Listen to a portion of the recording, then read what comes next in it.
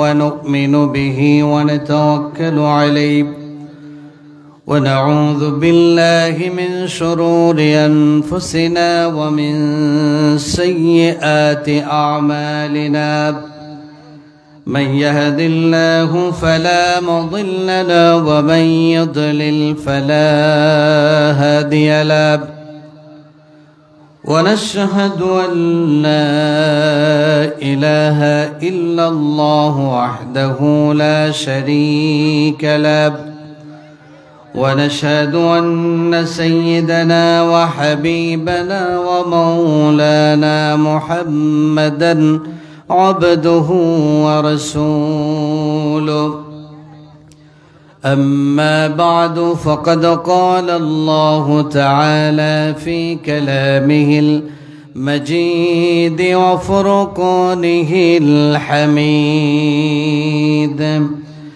أعوذ بالله من الشيطان الرجيم بسم الله الرحمن الرحيم وقضى ربك ألا تعبدوا إلا إياه وبالوالدين إحسانا إما يبلغن عندك الكبر أحدهما أو كلاهما فلا تقل لهما أف ولا تنهرهما وقل لهما قولا كريما واخفض لهما جناح الذل من الرحمة وقل رب ارحمهما كما ربياني صغيرا.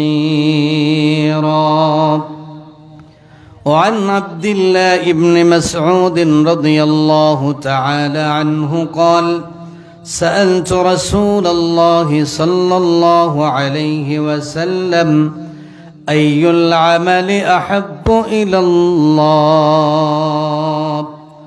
قال الصلاة على وقتها قلت ثم أي قال بر الوالدين قلت ثم أي قال الجهاد في سبيل الله.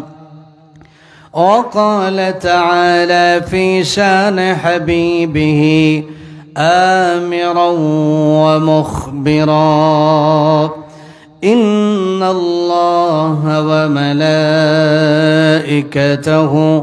يصلون على النبي يا أيها الذين آمنوا صلوا عليه وسلموا تسليما اللهم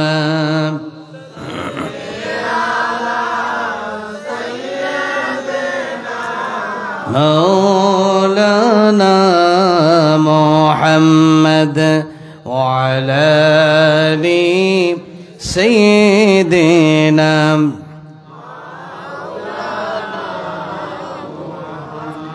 हे रसूल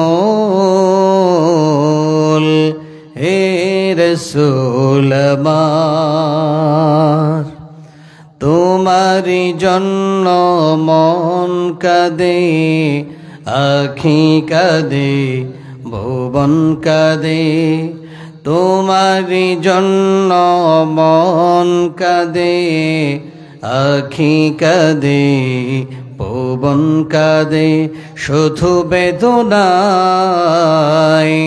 হৃদয়ে সে বাসা বাঁধে তোমারি জন্য মন কাঁদে আখি কাঁদে ভুবন কাঁদে আল্লাহুম্মা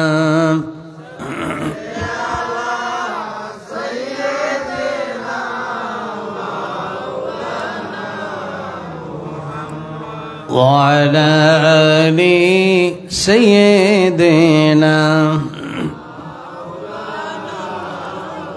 একটু মহব্বতে পড়ি বালাগাল উলা বিকামালিহি কাশাফাত দুজা বিজামালিহি হাসুনাত জামিউ খিসালিহি मुझे कुछ मिले या न मिले मोहम्मद मिले यानी ओ शई जिससे अल्लाह मिले बलगल उला बिकमालिही कशफत दुजा बिजमालिही हसनत जमीउ खिसालिही अरबेर बुके मक्कार परे मा आमिनार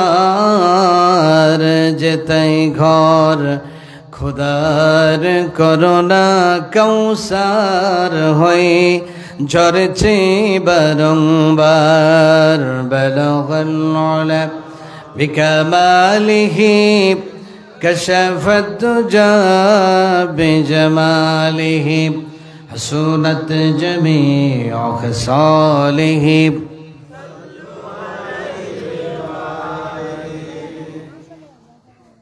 গোটা বাংলাদেশের বিশেষত বৃহত্তর সিলেটের ঐতিহ্যবাহী এলাকা হাওর বাওর নদী নালা প্রাকৃতিক সৌন্দর্যে ভরপুর সুনামগঞ্জের মঙ্গলকাটা পূর্বপাড়া জামে মসজিদের উদ্যোগে আয়োজিত আজকের এই 17তম ওয়াজ মাহফিলের মোহতারাম সভাপতি উলামায়ে কেরাম পরম শ্রদ্ধেয় মুরব্বিয়ানে আযম প্রাণপ্রিয় যুবক বন্ধুগণ পর্দার আড়ালের সম্মানিত মা ও বোনেরা আমরা মহান আল্লাহ সুবহানাহু ওয়া তাআলার দরবারে শুকরিয়া আদায় করছি যিনি অত্যন্ত দয়া করে মেহেরবানি করে আজকের এই খনখনে ঠান্ডা শীতের মধ্যে গুরুত্বপূর্ণ একটি রাতে এই দুনিয়ার অন্যতম একটি সাজানো গোছানো জান্নাতের বাগানে যিনি আমাদেরকে এই মুহূর্তে একান্ত দয়া দিয়ে কবুল করেছেন এজন্য আমরা সকলে পড়ছি আলহামদুলিল্লাহ। সম্মানিত হাজিরিন, আপনারা এত রাত পর্যন্ত এখানে আসতে পেরে বসতে পেরে খুশি না বেজার? খুশির আওয়াজ যেভাবে হয়েছে খুব বেশি খুশি বলে মনে হয় নাই। খুশি না বেজার? যদি খুশি হয়ে থাকেন একবার চিৎকার করে পড়ুন আল্লাহু আকবার। আরো জোরে পড়ছি আল্লাহু আকবার। আমার সাথে পড়ুন রব্বানা লাকাল হামদ হামদান কাসীরান তয়্যিবান মুবারাকান ফি। আরো জোরে পড়ি ইয়া রব্বি লাকাল হামদু কামা ইয়ানবাগি লিজালালি ওয়াজহিকা ওয়া আযীমি সুলতানিক।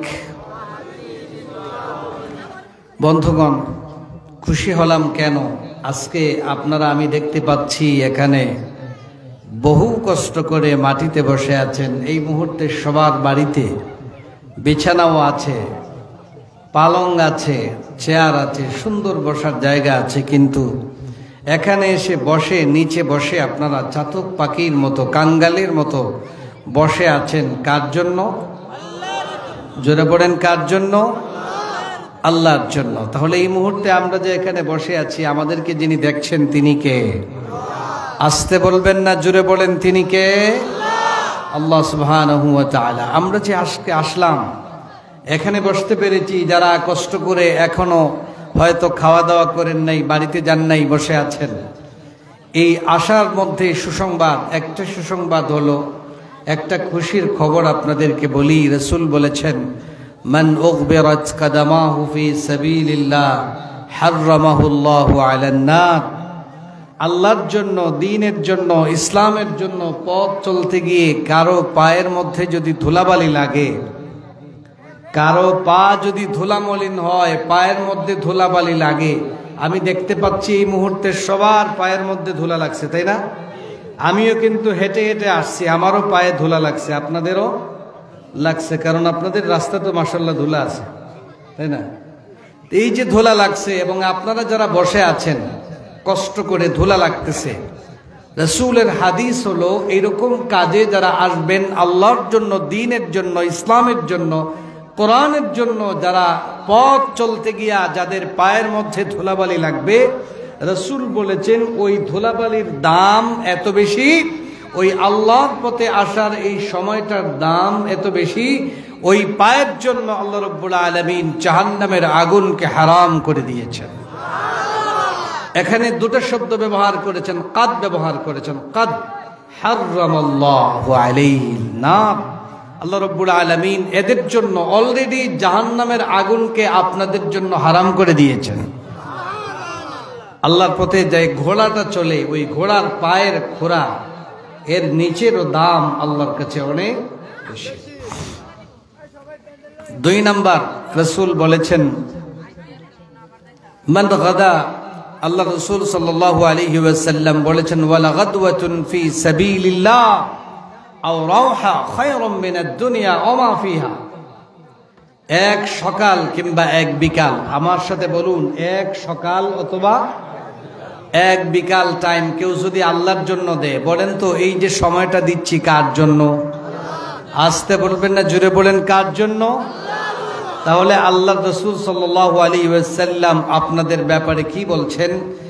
এক সকাল কিংবা এক বিকাল কেউ যদি আল্লাহর দ্বীনের কাজের জন্য ব্যয় করে, ওই সময়টা ব্যবসার জন্য ব্যয় করে বলেন নাই, চাকরির জন্য ব্যয় করে এই কথাটা বলেন নাই, বলেছেন কেউ যদি আল্লাহর দ্বীনের জন্য ব্যয় করে, খায়রুম মিনাদ দুনিয়া ওয়া মা ফিহা, এই দুনিয়ার সব কিছু এবং তার ভিতরে যা আছে সবকিছু এক পাল্লায়, আর আল্লাহর দ্বীনের জন্য এক সকাল এক বিকাল দিতে পারলে ওই বান্দা বান্দির জন্য এটা আল্লাহর কাছে অনেক বেশি উত্তম। সুবহানাল্লাহ।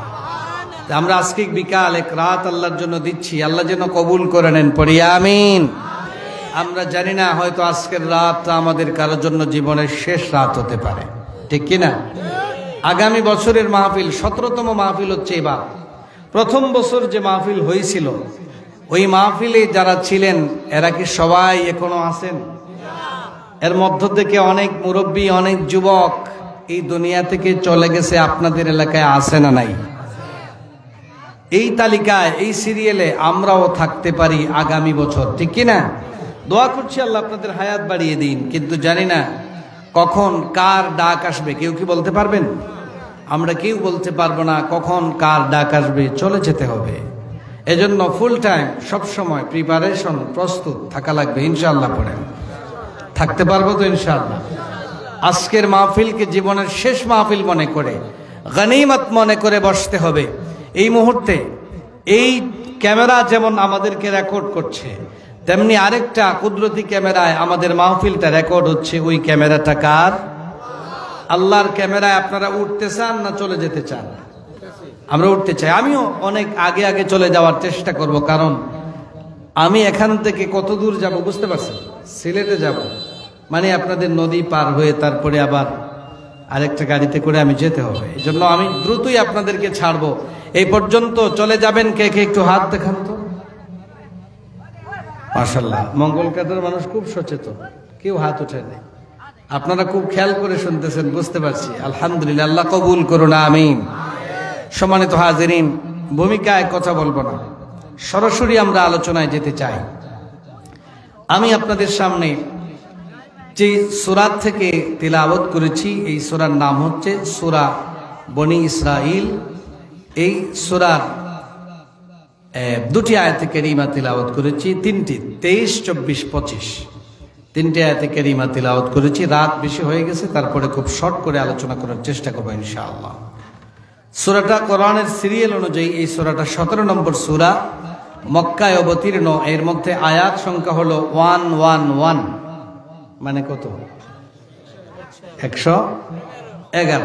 আয়াত সংখ্যা 111, শব্দ সংখ্যা হলো 1556, হরফের সংখ্যা হলো 65 মানে 6565টা শব্দ আছে, হরফ আছে এর মধ্যে। এই সূরার দুটা নাম, একটা হলো বনী ইসরাইল আর একটার নাম হচ্ছে ইসরা। আল্লাহ রাব্বুল আলামিন আয়াতে কারিমার মধ্যে বলছেন, ওয়াকাদা রাব্বুকা আল্লা তা'বুদু ইল্লা ইয়্যা ওয়া বিল ওয়ালিদাইনি ইহসানা। ওয়াকাদা রাব্বুক, নবী আপনার রব ফয়সালা করে দিয়েছেন, সেটেল করে দিয়েছেন, আল্লাহ তা'বুদু ইল্লা ইয়্যা, তোমরা তাকে ছাড়া আর কারো ইবাদত করতে পারবে না, একমাত্র কেবলমাত্র শুধুমাত্র তার ইবাদত করতে হবে। ওয়া বিল ওয়ালিদাইনি ইহসানা, আর তোমরা তোমাদের মাতা পিতার সাথে সুন্দর আচরণ করবে, ভালো আচরণ করবে, সদ্ব্যবহার করবে। এরপরে আল্লাহ বলছেন, ইম্মা ইয়াবলুগান্না ইনদাকাল কিবারা আহাদুহুমা আও কিলাহুমা, যদি তোমাদের আব্বা আম্মা দুইজনের মধ্য থেকে একজন অথবা দুইজন তোমাদের জীবনে তারা যদি বৃদ্ধ অবস্থায় তোমরা পাও, অর্থাৎ তারা যদি বুড়া হয়ে যান, বাবা বুড়া হয়ে যান, মা যদি বুড়ি হয়ে যান, তাহলে কখনো বিরক্ত হয়ে মা বাবার উপর, মা বাবার সামনে উফ শব্দ বলা যাবে না। একটা উফ শব্দ বলতে পারবে না, বিরক্ত হওয়া যাবে না। ওয়ালা তানহারহুমা, তাদেরকে ধমক দেওয়া যাবে? বলেন যাবে? মা বাপকে ধমক দেওয়া যাবে? আপনাদের এলাকায় মনে কেউ ধমক দেয় না? কি কেউ ধমক দেয় না? আলহামদুলিল্লাহ। দেয়? ইখতিলাফ বাচ্চা। কেউ ধমক দেয়? সবাই তো জিনা বললেন না। কেউ ধমক দেয়? সবাই জিনা বললেন আলহামদুলিল্লাহ। তারপরও জিনার আওয়াজটা শক্ত হয় নাই। ওয়ালা তানহারহুমা, খবরদার তাদেরকে ধমক দেওয়া যাবে না। ওয়াকুল লাহুমা কাওলান কারীমা, তাদের সাথে কথা বলতে হবে একেবারে নরম ভাষায়, সবচেয়ে সম্মানজনক মর্যাদাজনক ভাষায় তাদের সাথে কথা বলতে হবে। এরপরে আল্লাহ কি বলছেন, ওয়াখফিদ লাহুমা জানাহাদ যুল্লি মিনার রাহমা, তোমরা তোমাদের মা বাবার পায়ের নিচে তোমাদের শ্রদ্ধা ভালোবাসার পাকনা বিছাইয়া দাও, ডাকনা বিছাইয়া দাও। নম্রতা, বিনয়, নম্রতা, একেবারে নম্রতার ঢানা বিছাইয়া দাও, মানে একেবারে নরম হয়ে যাও। আর তাদের জন্য দোয়া করো, রব্বির হামহুমা কামা রব্বায়ানি সগীরা। সরল অনুবাদ যখন আপনাদের সামনে পেশ করলাম, যে সূরা থেকে আমি আপনাদের সামনে তেলাওয়াত করেছি, এটা হচ্ছে সূরা বনী ইসরাঈল। এখন আসুন আমরা আলোচনা করব এই মা বাবার খেদমত করা, তাদের সাথে সুন্দর আচরণ করা, তাদের সাথে ভালো ব্যবহার করার গুরুত্ব কতটুকুন। এই কতটুকুন বলার আগে প্রথম অংশে আল্লাহ বলছেন, ওয়াকাদা রাব্বুকা আল্লা তা'বুদু ইল্লা ইয়্যাহ, আল্লাহ ফয়সালা করে দিয়েছেন আল্লাহ ছাড়া কারো গোলামি করা যাবে না। কথাটা বুঝবেন ভালো করে, আল্লাহ ছাড়া কারো ইবাদত করা যাবে না। এখন প্রশ্ন হলো, মা মা'নাল ইবাদা, হোয়াটস মিনস অফ ইবাদা? ইবাদত কাকে বলে?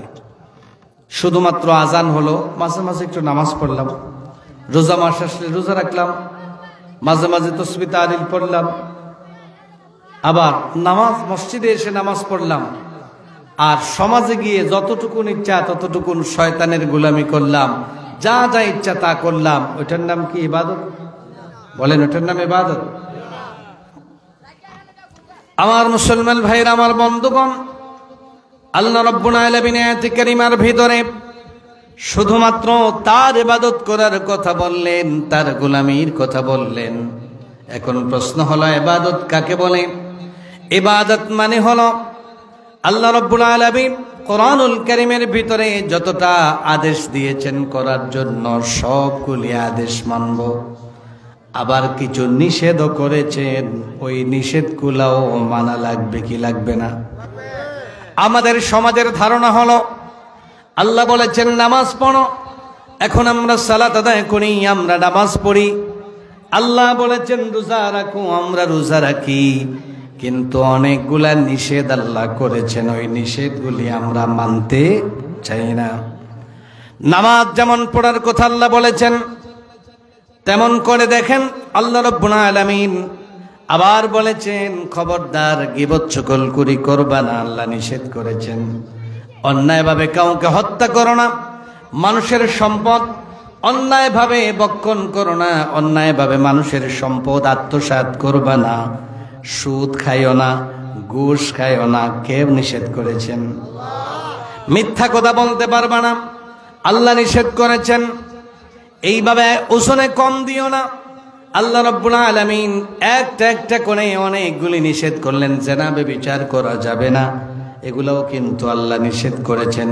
কিন্তু আমাদের সমাজের অবস্থা হলো, নামাজ মসজিদে পড়ি, মাঝে মাঝে শুক্রবার সালাত আদায় করি, ঈদের নামাজ আদায় করি, কিন্তু ওই মানুষটা যখন আবার ব্যবসা বাণিজ্যে চলে যায়, সেখানে যাওয়ার পরে আল্লাহ যে নিষেধ করলেন সুদে লেনদেন করবা না, সেখানে গিয়া কি আল্লাহর ওই নিষেধটা আমরা মানি? বলেন বলেন, আমরা মানতে পারি না। আল্লাহ বলেন, আল্লাহ তুখসিরুল মিজান, পাল্লায় কম দিও না, ওজনে কম দিও না। কিন্তু ওই ব্যবসায়ী ভাই যখন সালাত আদায় করে, নামাজ পড়ে, ব্যবসায় গিয়া আবার ওজনে কম দে, মাল ঠগিয়া বিক্রি কিনে বেচা কেনা করে, মালের মধ্যে ভেজাল মিশ্রিত করে, এরকম ব্যবসায়ী বাংলাদেশে নাই। তাহলে আপনি কিসের নামাজ আদায় করলেন? নামাজ পড়লেন, আল্লাহ রাব্বুল আলামিন বললেন নামাজ আদায় করো, আবার নিষেধ করলেন তাগুতকে অস্বীকার করা লাগবে, বাতিলের সাথে হাত মেলানো যাবে না, ইসলাম বিদ্বেষীদের সাথে সম্পর্ক রাখা যাবে না। লা তাত্তাখিদুল কাফিরিনা আউলিয়া মিন দুনিল মুমিনিন। আবার অন্য জায়গায় আল্লাহ নিষেধ করলেন, লা তাত্তাখিদু আদুই ওয়া আদুওয়াকুম আউলিয়া। তোমরা আমার শত্রু যে, তোমাদের শত্রু যে, তার সাথে বন্ধুত্ব করো না। আমরা আল্লাহর শত্রুদের সাথে বন্ধুত্ব আছে না নাই? কথা বলেন না। এখন আপনারা বলবেন, হুজুর আল্লাহর শত্রু আবার কে? আমি তো যার কথা মানি, যেই লিডারের কথায় চলাফেরা করি, যেই লিডারের কথায় উঠা বসা করি, ওই লিডার তো মুসলমান, তিনি আবার আলহাজ, তিনি হজ করেছেন, উমরা করেছেন, তিনি মুসলমান। কিন্তু তার কথায় মিছিল করি, তার কথায় স্লোগান দেই, তার কথায় আরেকজনের মাথায় বাড়ি দিই, তার নেতৃত্ব টিকিয়ে রাখার জন্য মিছিলে যাই, আমি তার পিছে পিছে জিন্দাবাদ দিই, সে তো মুসলমান। কিন্তু না, ওই ব্যক্তি যে আল্লাহর নির্দেশ মানে না, কোরআন মানে না, ইসলামের পক্ষে যেই কথা বলে না, ইসলামকে যারা ডুবাইয়া দিতে চায়, নিজেও ইসলাম মানে না, আর আবার মঙ্গলকাটা এলাকার ওই যে এলাকা, নামটা কি এলাকা? পূর্বপাড়া, পূর্বপাড়ার আলহাজ আব্দুর রহিম, তিনি ইসলামী আন্দোলন করেন, ইসলামী দল করেন, আল্লাহর জমিনে আল্লাহর দ্বীন বাস্তবায়নের জন্য চেষ্টা করেন। তিনি আবার এই জমিনে কোরআনের শাসন চান, এজন্য তিনি মানুষকে ইসলামের কথা বলেন, নবীজির পথে চলার জন্য বলেন। ওই অপরাধে আপনি যদি নেতার কথা শুনে তার বিরুদ্ধে মিথ্যা মামলা দিয়ে দিলেন, জেলখানায় বন্দী করায় দিলেন, দীর্ঘদিন বাড়িতে থাকতে দেন নাই, ব্যবসা বাণিজ্য করতে দেন নাই, এরকম আছে না নাই?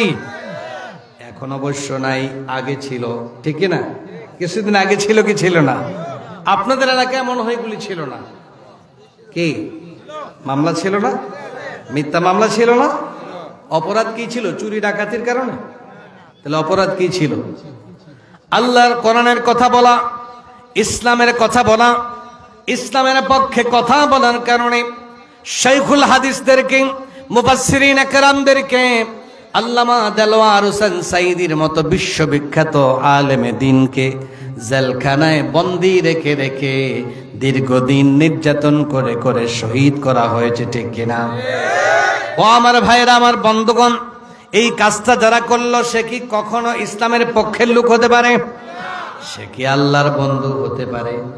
যে নিজে নামাজ পড়ে না, আবার নামাজের দিকে যারা দাওয়াত দেয়, যে কোরআন মানে না, যারা কোরআনের পক্ষে দাওয়াত দিই, ওই মানুষগুলির গলা চেপে ধরে, ওই মানুষগুলিকে দুনিয়া থেকে বিদায় করে দেওয়ার জন্য চেষ্টা করে, বলেন তো সে আল্লাহর বন্ধু না শত্রু? আরো আওয়াজ করে বলেন, মুসলমানের বন্ধু না শত্রু? আল্লাহ রাব্বুল আলামিন নিষেধ করলেন, লা তাত্তাখিযু আদুই ওয়া আদুওয়াকুম আউলিয়া ইন ইসতাহাব্বুল কুফরা আলাল ঈমান। ঈমানের উপর কুফরিকে ভালোবেসে, খবরদার আমার শত্রু যারা, মুসলমানদের শত্রু যারা, তাদের সাথে কখনো বন্ধুত্ব গ্রহণ করো না। এই নিষেধ কে করেছে? আল্লাহ রাব্বুল আলামিন নামাজ পড়ার কথা যেমন বললেন, নামাজ না পড়লে যেমন অপরাধী, আল্লাহ নিষেধ করেছেন তার শত্রুদের সাথে হাত মেলানো যাবে না, এদের পক্ষে স্লোগান দেওয়া যাবে না, এদের পক্ষে জিন্দাবাদ জিন্দাবাদ বলা যাবে না। এটাও তেমন করে ফরজ মানাই লাগবে। আপনি নামাজ না পড়ে যেমন অপরাধী, আল্লাহর নিষেধ না মানলেও সমান। কথা বলেন, সমান। এই বাস্তবতাটা আজকে বাংলাদেশে নয়, গোটা পৃথিবীর মুসলমানদেরকে বুঝিয়ে দিতে হবে। আর নতুবা আজকে মুসলমানদের সংখ্যা বাড়বে, কিন্তু কখনো মুসলমানদের বিজয় সম্ভব হবে না। আমাদেরকে মুসলমান হতে হবে, এই বাস্তবতা বুঝতে হবে। আপনি ইমানদার হতে হলে, ইবাদতকারী হতে হলে, আল্লাহর বান্দা হতে হলে আদেশ মানতে হবে যেমন, নিষেধগুলিও মানতে হবে সমান তালে। এজন্য আল্লাহ বলেছেন, ওয়া ইয়াকফুর বিত-তাগুত ওয়া ইউমিন বিল্লাহ, যে তাগুতকে অস্বীকার করলো, আল্লাহর প্রতি ঈমান আনলো, সে এমন একটা রশি ধরলো যেই রশি কখনো ছিঁড়ে যাওয়ার নয়, কখনো ছিঁড়ে যাবে না, এমন একটা রশি সে ধরলো। এবার আসেন দেখেন, এক্সাম্পল, উদাহরণ দিলে বুঝবেন যে আল্লাহর আদেশ মানা যতটুকুন প্রয়োজন, নিষেধ মানাটাও ততটুকুন প্রয়োজন। কত গুরুত্বপূর্ণ! আল্লাহ রাব্বুল আলামিন শয়তানকে আদেশ করলেন, উসজুদু লিআদম, ফেরেশতাদেরকে বললেন আদম আলাইহিস সালাতু ওয়াস সালামকে সিজদা করো। এই নির্দেশটা ছিল কার? আল্লাহ রাব্বুল আলামিন নির্দেশ করলেন। শয়তান ছাড়া ফাসাজাদু ইল্লা ইবলিস আবা ওয়াস্তাকবারা ওয়া কানা মিনাল কাফিরিন। এখানে সবাই আদেশ মানলো, আল্লাহর আদেশটা একজন মানছে না, তার নাম, জোরে বলেন তার নাম, আরো জোরে বলেন তার নাম। সে কি মানে নাই বলেন তো? আল্লাহর অর্ডার মানে নাই। কথা বলেন, কি মানে নাই? আরো জোরে বলেন, কি মানে নাই? আল্লাহর অর্ডার মানে নাই। আল্লাহর অর্ডার না মানার কারণে অভিশপ্ত হয়ে গেল, কিয়ামত পর্যন্ত অভিশপ্ত হয়ে গেল। বলেন তো দেখি, আল্লাহর অর্ডার কয়টা লঙ্ঘন করেছে? কয়টা? মাত্র একটা অর্ডার লঙ্ঘন করেছে।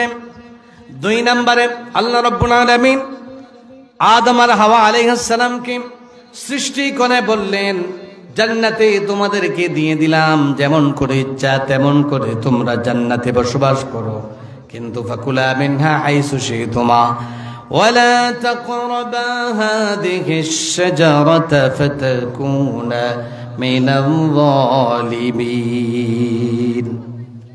আল্লাহ বললেন, জান্নাতে থাকো, যেখানে মনে করে সেখানে যাও, যা ইচ্ছা তা খাও, তবে ওই যে একটা গাছ দেখতেছো, খবরদার, ওয়ালা তাকরাবা হাযিহিশ শাজারা, একটা নিষেধ করলাম, এই গাছের কাছেও যাওয়া যাবে। তাহলে বলেন, আল্লাহ নিষেধ করেছিলেন কয়টা? মাত্র একটা। হযরতে আদম আর হাওয়া নিষেধ অনুযায়ী থাকতে শুরু করলেন। শয়তান তাদেরকে ওয়াসওয়াসা দিল। শয়তান গিয়া কয়, তোমরা কি বোকা নাকি? আমি কি তোমাদেরকে এমন একটা গাছের সন্ধান দিব না? হাল আদুল্লুকা আলা শাজারাতিল খুলদি ওয়া মুলকিল লা ইয়াবলা। একটা গাছের কথা কি বলবো না? এই গাছের ফল খাইলে 2টা লাভ হবে। একটা হলো জীবনে কোনোদিন আর তোমরা মরবে না, আজীবন আমরণ জীবিত থাকবে। আর 2 নাম্বার হলো এমন একটা ক্ষমতা তোমরা পাইবে, মুলকিল লা ইয়াবলা, যেই ক্ষমতা কেউ কোনোদিন ছিনতাই করে নিতে। ক্ষমতার মায়া আছে না নাই? চেহারের মায়া দেখছেন, শেষ পর্যন্ত ধাক্কাইয়া বের করতে হয়েছে, ঠিক কিনা? 15 বছর অনেক আন্দোলন, অনেক সংগ্রাম, অনেক দাবি দাওয়া, কিন্তু যায় নাই, পরে জাটা দিয়ে বিদায় করতে হয়েছে, ঠিক কিনা? ক্ষমতার মায়া। তো বলছে কয়টা, টুপ দিছে কয়টা, দুইটা। একটা হলো হাল আদুল্লুকা আলা শাজারাতিল খুলদ, এই গাছ এমন একটা গাছের সন্ধান দিব যেই গাছের ফল খাইলে আর মরবে না, আর এমন একটা ক্ষমতা পাবে যা কোনোদিন কেউ হাতছাড়া করতে। ঠিক আছে, তো ভালো কথা, তো অনেক ভালো, এটা তো খাওয়া দরকার। বলে কোন গাছ? বলে ওই গাছ। কোনটা দেখাইছে? আল্লাহ যেটা খাইতে বলছেন ওটা না, নিষেধ করছেন ওইটা? নিষেধ করছেন যেটা, ওইটাই দেখাইছে। হযরতে আদম আর হাওয়া বুঝতে পারেন নাই, ওয়াসওয়াসায় পড়ে গেলেন আর গাছের ফলটা খেয়ে ফেললেন। খেতে দেরি হলো, শরীর থেকে কাপড় খুলে ফেলতে দেরি হয় নাই। কাপড় খুলে শরীর থেকে উলঙ্গ হয়ে গেলেন। আল্লাহ রাব্বুল আলামিন বললেন জান্নাতের পাতা দিয়ে, ওয়াতাফিকা ইয়াকসিফানি আলাইহিমা মিন ওয়ারাকিল জান্নাহ, জান্নাতের পাতা দিয়ে লজ্জাস্থানগুলি ঢেকে রাখলেন। সাথে সাথে বুঝতে পারলেন আল্লাহর নাফরমানি হয়ে গেছে, আল্লাহর নিষেধকে লঙ্ঘন করে ফেলছেন, এটা তাদের জন্য ঠিক হয় নাই। সাথে সাথে বললেন রব্বানা যালামনা আনফুসানা ওয়া ইল্লাম তাগফির লানা ওয়া তারহামনা লানাকুনান্না মিনাল খাসিরিন। আল্লাহর কাছে তওবা করলেন, আল্লাহ তওবা কবুল করলেন। দেখেন এখানে শয়তান নির্দেশ, আদেশ লঙ্ঘন করছে কয়টা? একটা। আদেশ লঙ্ঘন করে যেমন আল্লাহর কাছে অপরাধী সাব্যস্ত হয়েছিলেন, আদম আর হাওয়া নিষেধ লঙ্ঘন করলেন কয়টা? একটা। নিষেধ লঙ্ঘন করার কারণে আল্লাহ খুশি হয়েছেন না বেজার হয়েছেন?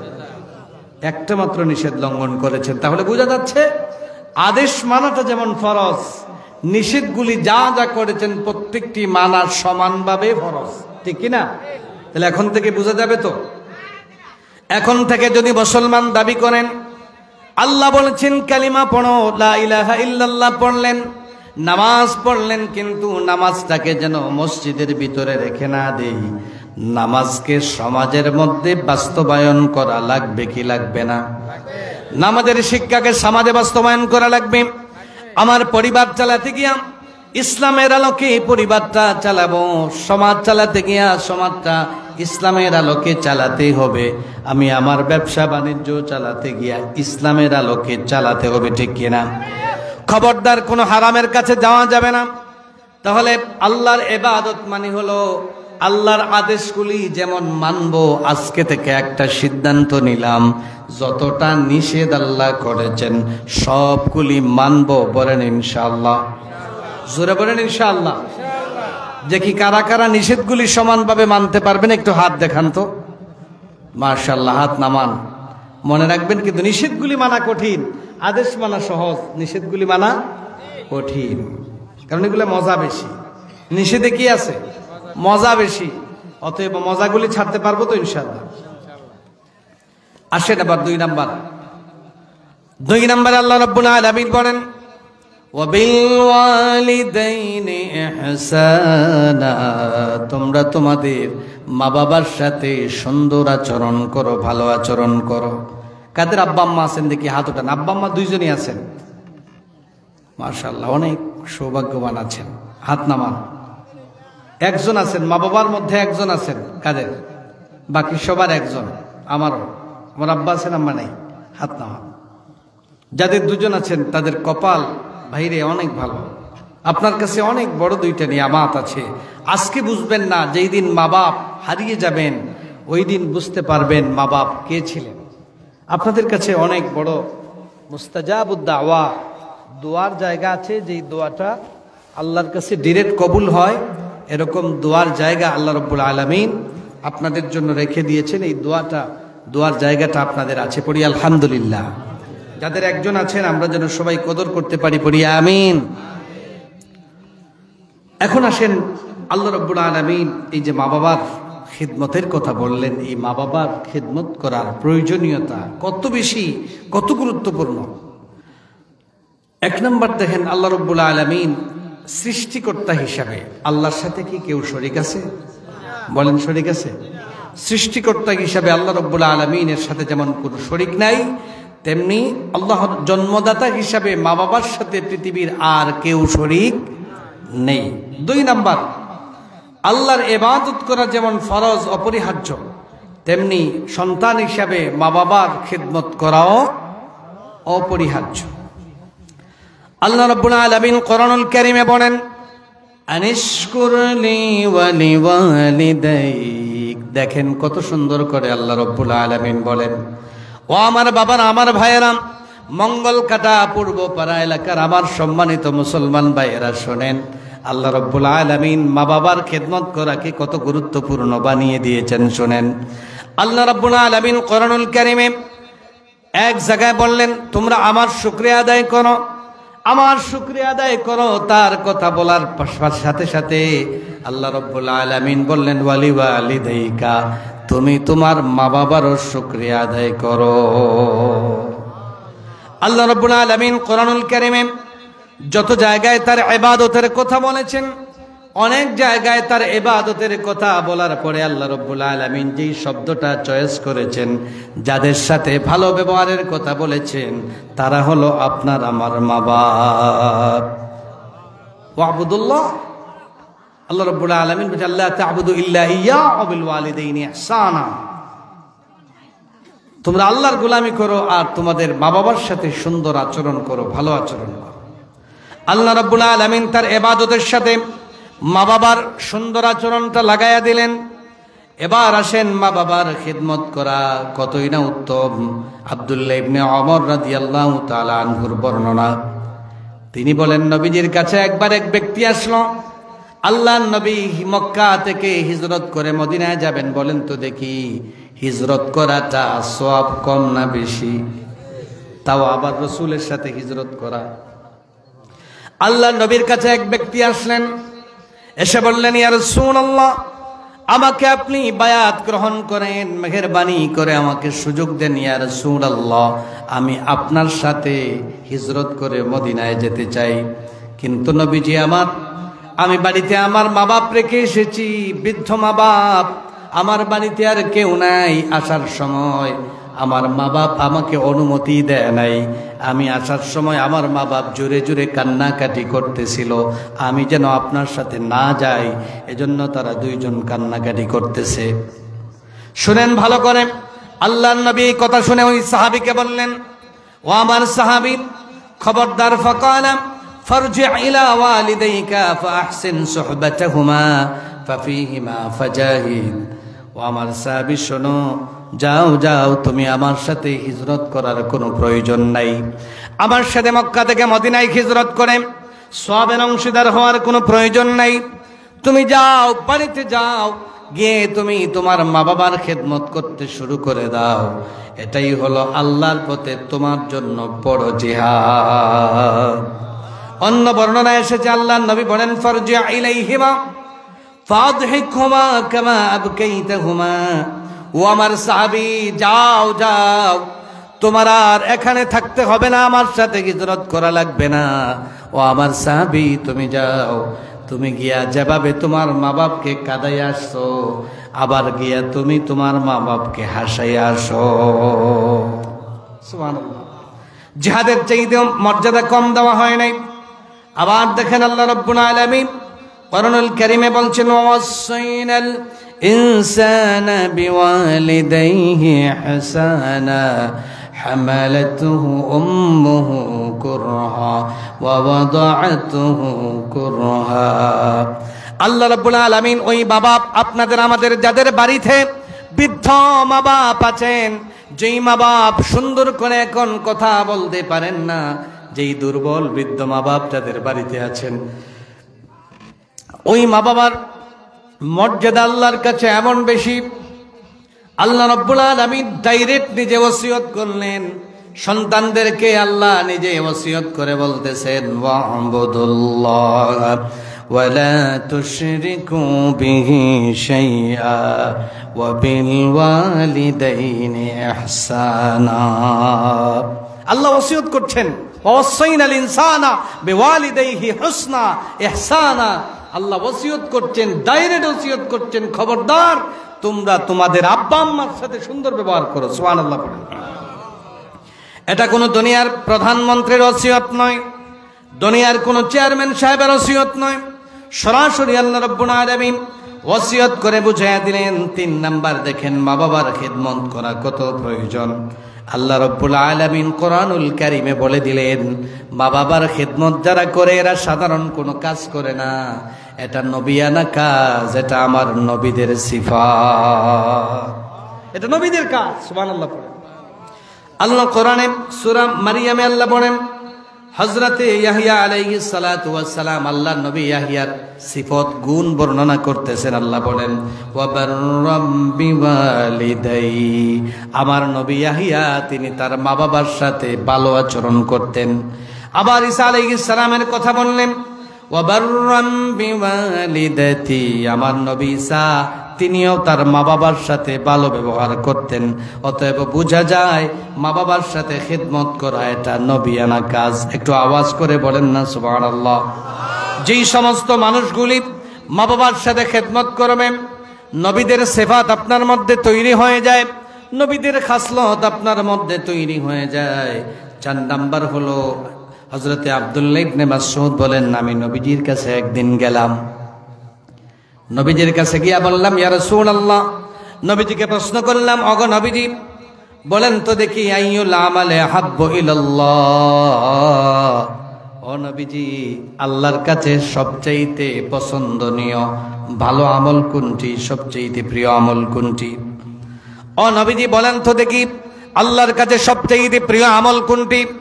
আল্লাহর নবী জবাব দিলেন, 1 নাম্বার আসসালাতু আলা ওয়াক্তিহা, 1 নম্বর সময় মতো নামাজ পড়া। একটু আওয়াজ করে বলেন তো 1 নাম্বার সময় মতো বলেন না, 1 নাম্বার সময় মতো সালাত আদায় করা। 2 নাম্বার হলো বিররুল ওয়ালিদাইন, মা বাবার সাথে ভালো আচরণ করা। অতএব বোঝা গেল যারা সময় মতো নামাজ আদায় করেন আর মা বাবার সাথে ভালো আচরণ করেন, 3 নাম্বার আল্লাহর পথে যারা জানমাল দিয়া জিহাদ করেন, এরা আল্লাহর কাছে সবচেয়ে প্রিয় বান্দা। জোরে কোন সুবহানাল্লাহ। এরা আল্লাহর বন্ধু, আল্লাহর সবচেয়ে প্রিয় বান্দা।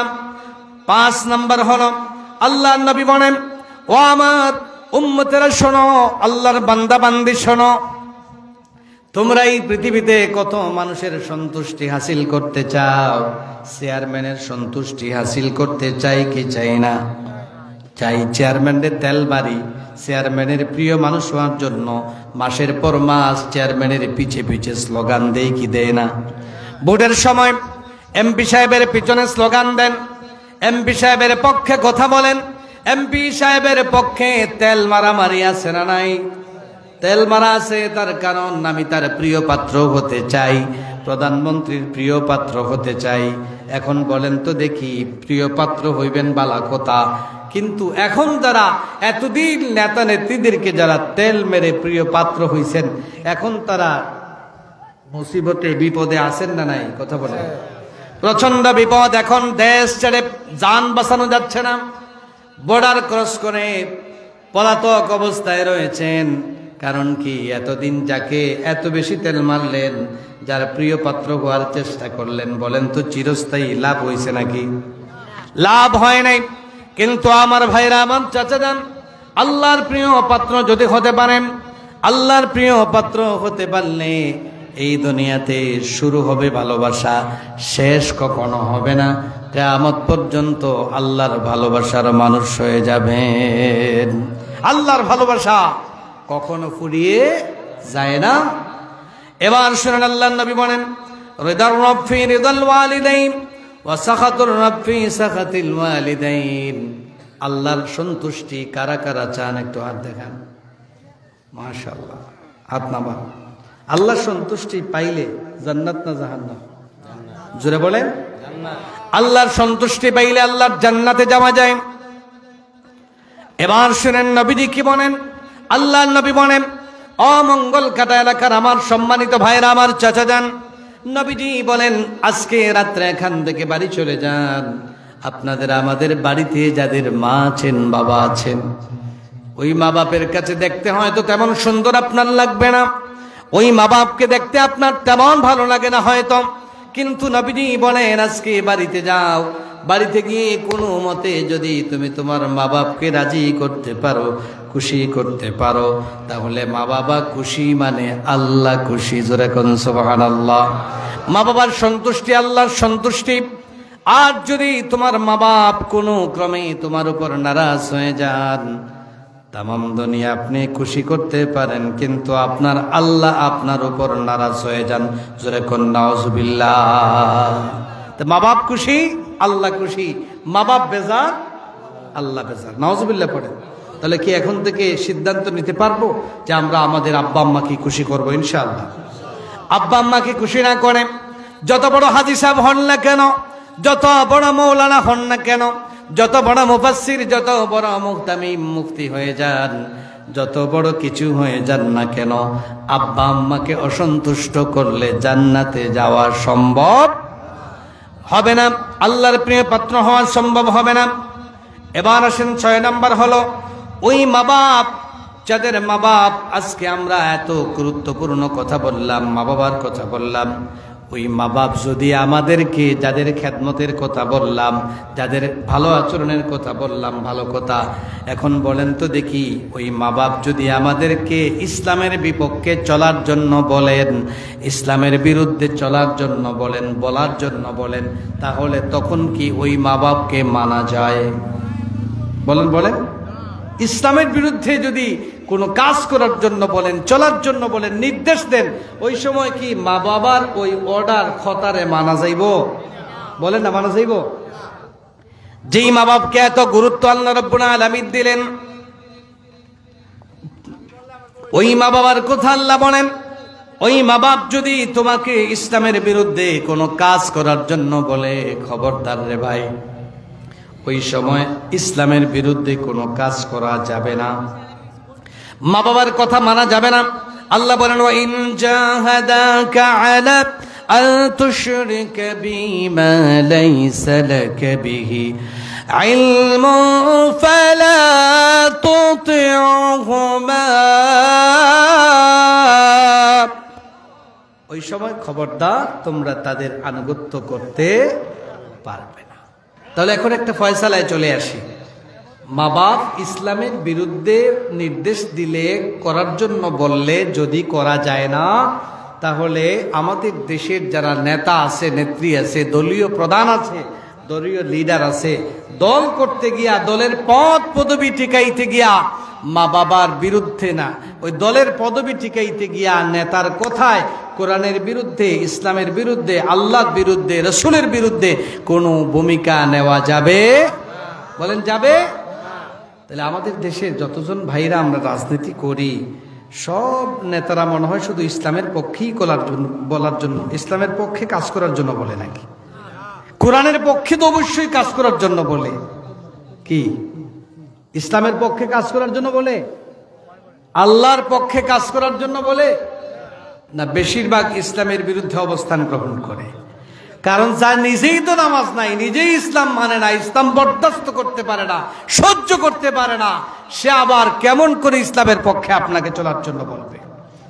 আচ্ছা বলেন, একটা ইসলামী দল যে দলই করুক, একটা ইসলামী দল করে কাজ ভালো না খারাপ? ভালো। এর ইসলামের কথা বলে, কোরআনের কথা বলে, নামাজের কথা বলে, মানুষকে রাসূলের সুন্নতের কথা বলে। এখন নেতা বলেছেন তাকে দমন করতে হবে, যেভাবেই হোক, যেভাবেই হোক এদেরকে থামাতে হবে। বলে লিডার কি করতে হবে? বলে প্রত্যেকের নামে মামলা দাও। মামলার বাদী কে হবে? তুমি হও। তো মামলার বাদী হয়ে গেলেন কাকে খুশি করার জন্য? আল্লাহকে না নেতাকে? ওই সময় আমরা কি তখন ওই কথাটা ভুলে যাই? আমরা কিন্তু ওই সময় ওই কথাটা মনে রাখতে পারি না যে আল্লাহ রাব্বুল আলামিন মা বাপকে এত গুরুত্ব দিয়েছেন, ইসলামের বিপক্ষে যেই মা বাবার কথা মানা যায় না, ওই জায়গায় আমরা নেতা নেত্রীর কথা কেমনে মানা যায়? একটু বিবেকের কাছে প্রশ্ন করেন। আল্লাহ রাব্বুল আলামিন নিষেধ করেছেন। নবীজির একজন সাহাবী, নাম তার সাদ ইবনে আবি ওয়াক্কাস রাদিয়াল্লাহু তাআলা আনহু, বয়স 18 থেকে 19 বছর বয়স, মুসলমান হয়ে গেছেন। মা মুশরিকা, ছেলে মুসলমান হয়ে গেছেন। মা যখন জানতে পারলেন ছেলে ইসলাম গ্রহণ করেছেন, মা তখন রাগে একেবারে অগ্নিশর্মা হয়ে গেলেন। মা প্রচন্ড রাগান্বিত হয়ে গেলেন।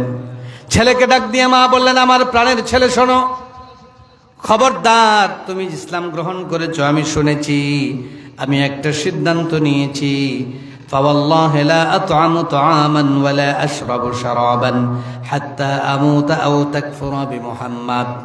ও আমার প্রাণের ছেলে সাদ ইবনে আবি ওয়াক্কাস, শোনো রে, তুমি যদি ইসলাম থেকে ফিরে না আসো, মোহাম্মদকে অস্বীকার যতক্ষণ না করবে, হয়তো মোহাম্মদকে অস্বীকার করবে, নতুবা আমি না খাইয়া না পান করিয়া রোদের মধ্যে তোর সামনে দাঁড়াইয়া দাঁড়াইয়া আত্মহত্যা করব, মারা যাব, নাউজুবিল্লাহ।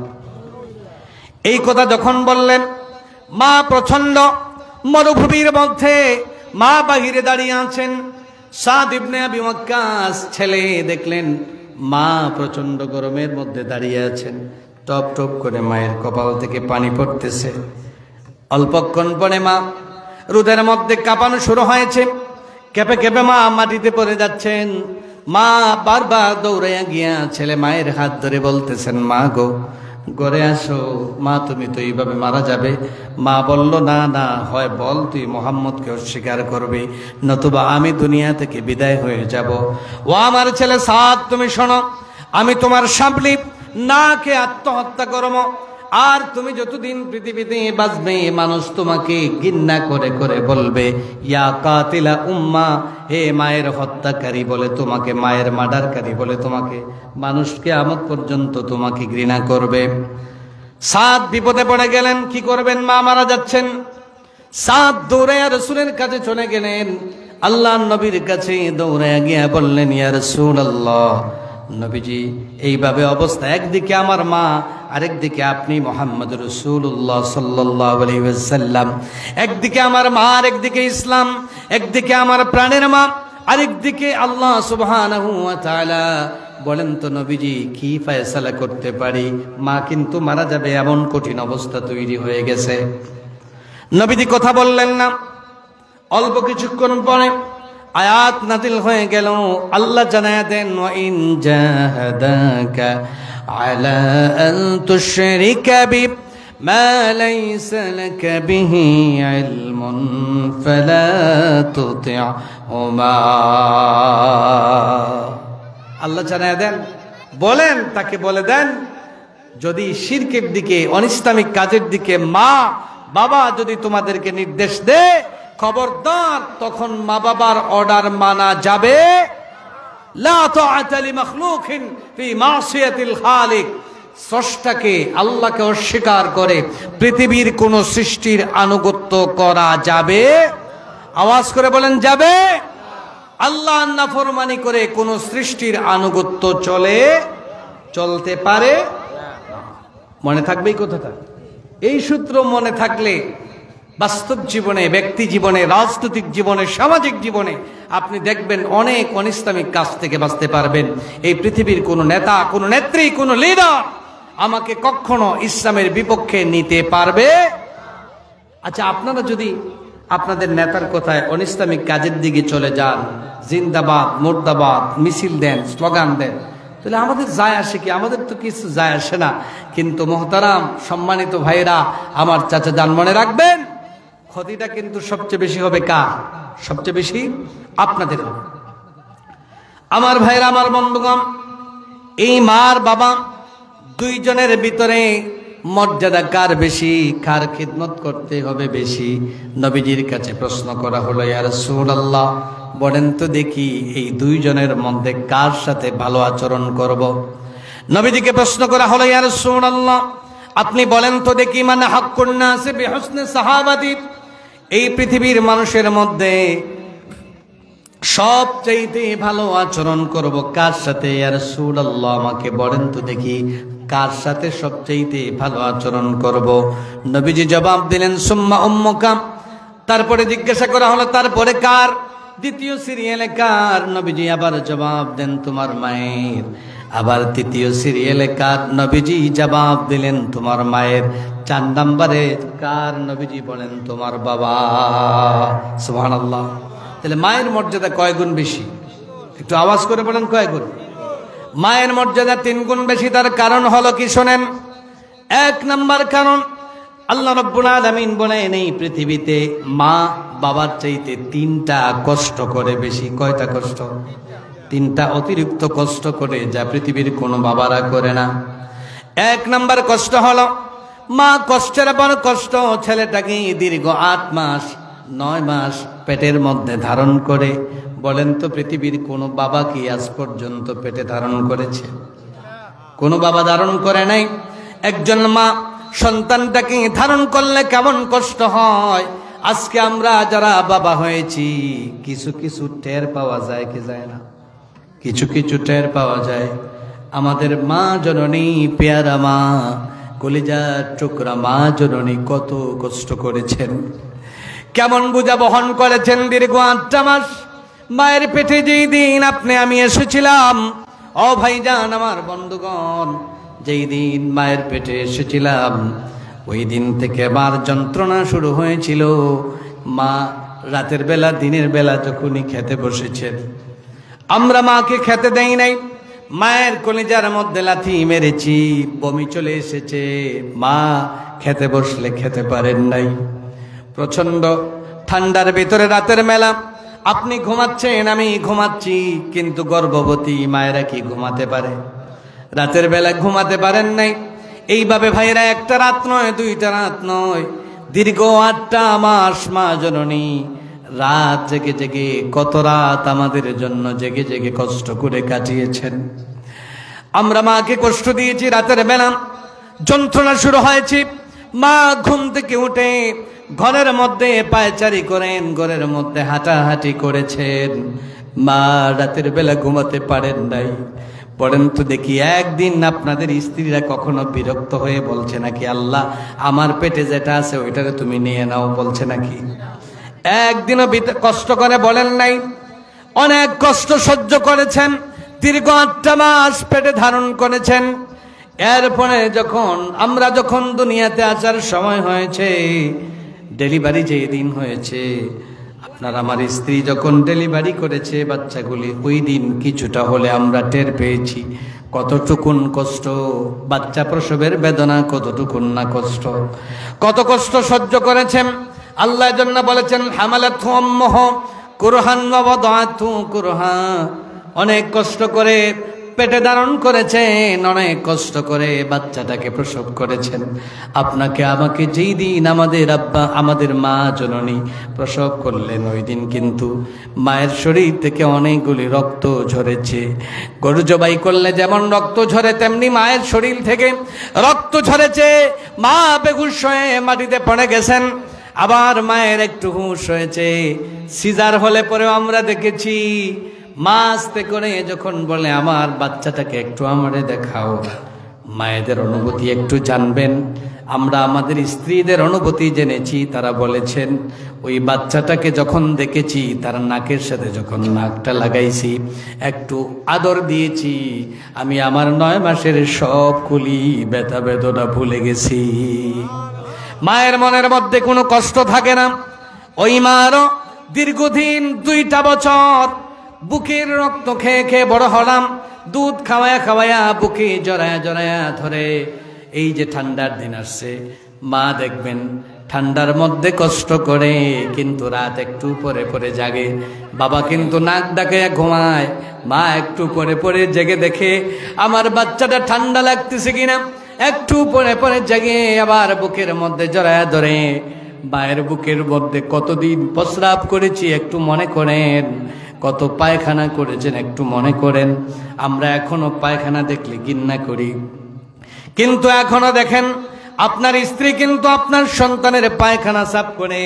আমাদের কত পায়খানা সাফ করেছেন, কত প্রস্রাব সাফ করেছেন বলেন তো দেখি। আপনাদের আব্বা আম্মা কোনোদিন আপনাকে কি এইরকম ধাক্কা দিয়ে ফেলে দিয়েছেন?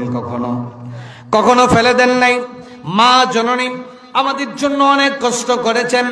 ওই মা জননী আমরা যারা আছি, আমরা যদি ওই মা বাবার খেদমতটা করতে পারি, লাভটা কি? খুব সংক্ষেপে কয়েক মিনিটে লাভের কথা বলে আমার কথা শেষ করছি। কি ফায়দা হবে শুনেন ভালো করে। 1 নাম্বার ফায়দা হলো, আল্লাহর নবী বলেন, ও আল্লাহর বান্দা বান্দি শোনো, যদি তোমরা তোমাদের মা বাবার খেদমত করতে পারো, তাহলে সুনামগঞ্জের মঙ্গল কাটার মানুষেরা শোনো, নবীজি বলেছেন এই দুনিয়াতে চলতে গিয়া যত বিপদ মুসিবত আসুক না কেন আল্লাহ রাব্বুল আলামিন ওই মা বাবার খেদমতকার ছেলে আর মেয়েকে সকল বিপদ আপদ থেকে আল্লাহ বাঁচাইয়া দেন।